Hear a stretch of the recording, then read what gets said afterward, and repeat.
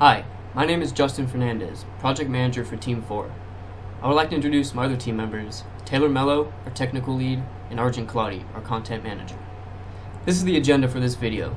I will introduce our project sponsor organization, the Committee for Green Foothills. Next, I will discuss our project definition and requirements. Then I will outline our objectives for this project. Arjun will discuss the triple constraints, our research and analysis of the different cloud options, and our cloud solution recommendation for Green Foothills.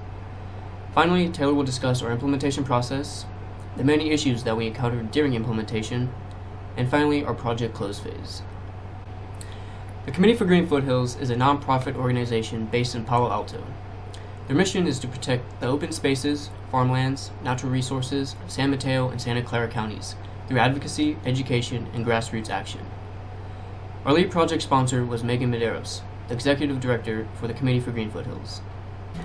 Our sponsor wished to move from an in-house physical server to a cloud solution for document storage and management. As their mission statement implies, Green Foothills deals with a lot of community politics. With that said, there is a lot of documents that they need to collaborate on and manage in order to fulfill their mission. This was a much needed project for Green Foothills because their 250 gigabyte physical server was old and almost at full storage capacity at 240 gigabytes. The aging server was at risk of crashing, and the organization originally had no backup solution for all this data, so moving to the cloud was a smart decision.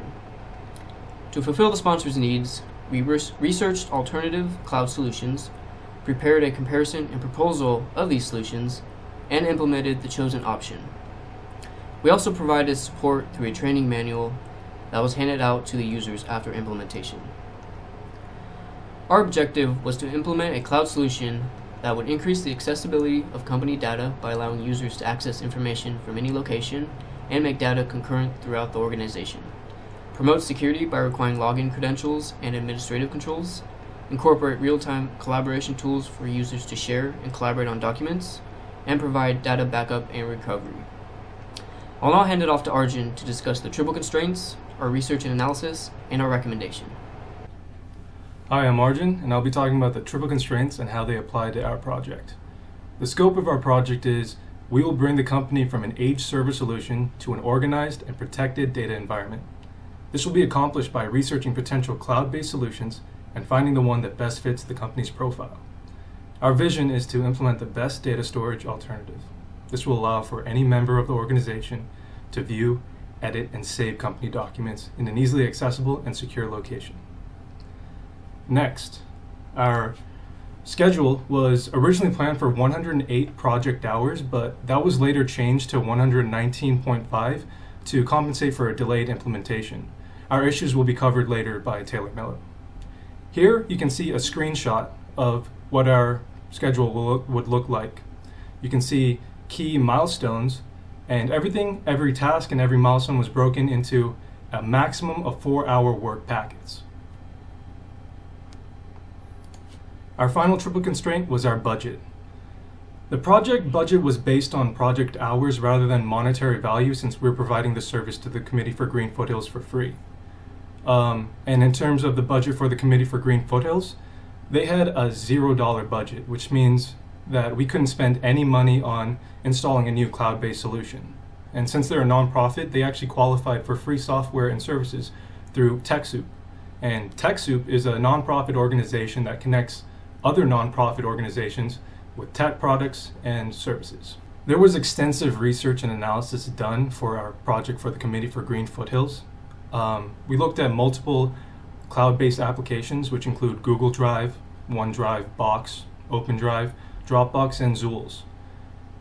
Out of these, we looked at the storage capacity, the number of users it could support, the pricing, the main features, and the negative traits of each application.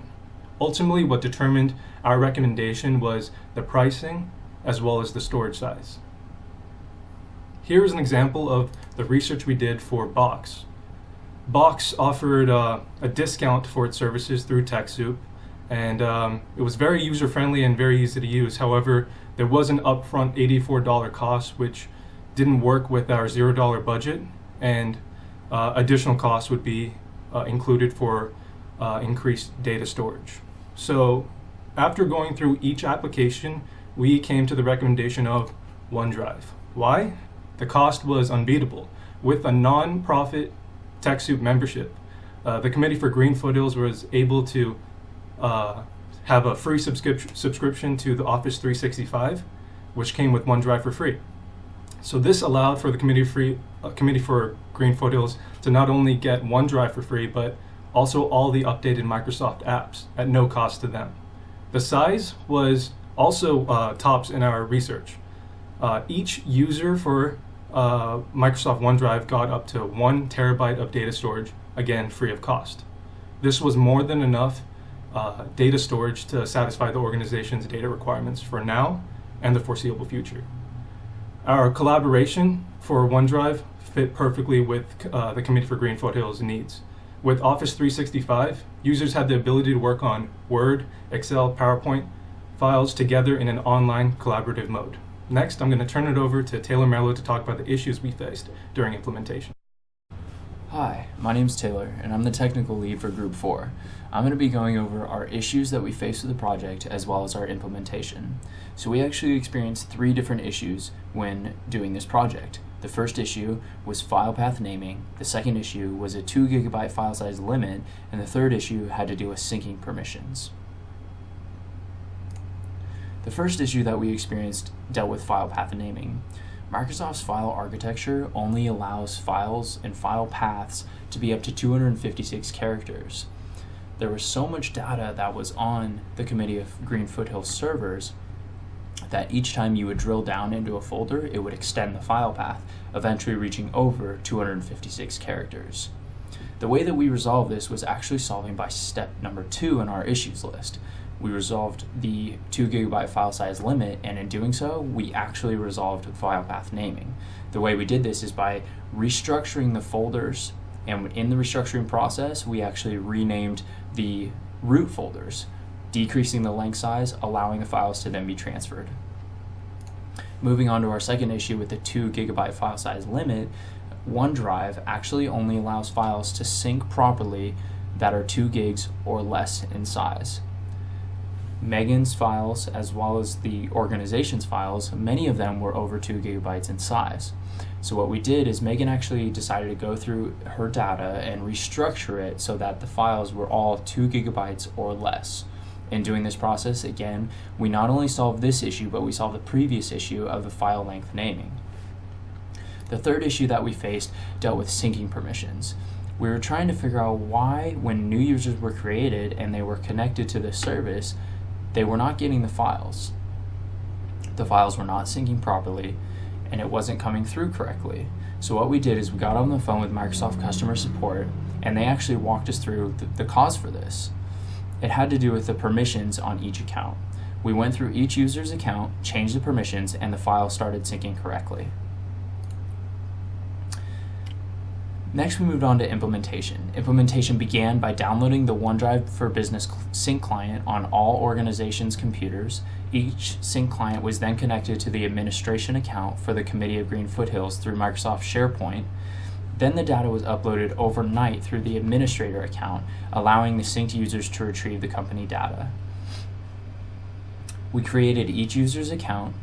We had the administrator account, uploaded the data through the administrator account, and then all of the data was then synced to the user's account by connecting it to the administrator account. This was our form of implementation. Here are a couple images of us working at the Committee of Green Foothills. It was a smaller organization, but it was very exciting working for them. The first image on the left-hand side is us just going through each computer and installing the sync client and ensuring that the permissions are set correctly. The second image on the right-hand side is us working inside the server room, going through the files, making sure that all the right sizes and file lengths are correct. The project came to a close on April 24th. The project actually came to a close by providing each user with a training manual on how to properly sync, navigate, and use Microsoft OneDrive for Business. And then Megan went ahead and signed our project close form. We had a wonderful time working for the Committee of Green Foothills, and they were very pleased with the work that we provided for them. Thank you.